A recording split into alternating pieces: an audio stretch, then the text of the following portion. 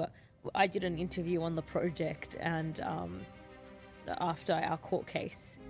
And it was absolutely outrageous. I was hit with so many, racist questions, very demoralizing questions, moral high ground kind of situation.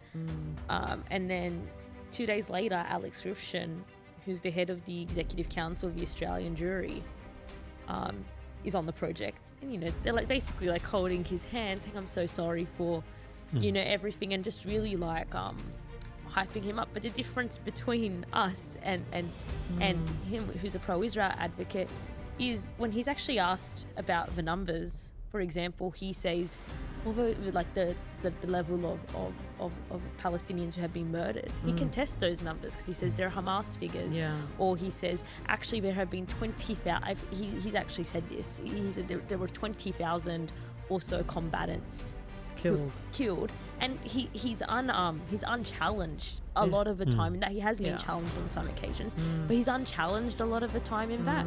But then us, when we say, there's been over 45,000 Palestinians were killed, or do you condemn October 7? And we see that, and I think another stark example, and I think it was a one that awakened a lot of people in Australia as to how awful our media was Q&A, last year, which had Francesca Albanese on it. She's the UN Special Rapporteur on Palestine. Very intelligent, had a lot of smart things to say. Was probably asked one question, and then it was more of a assassin. It was like she described it the next day at the press club, but it was just an attempt to, essentially just delegitimize Naser Mashni, who was a Palestinian advocate who was put on the show.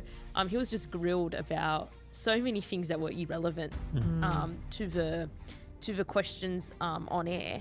And then you had Mark Liebler, who was sitting there, who's a pro-Israel lobbyist and advocate, who was saying things like, well, I don't think settlements are bad, unchallenged, But then, Naser Mashni says, I think killing children is bad. Or do you condemn October 7? And he was grilled for that for ages.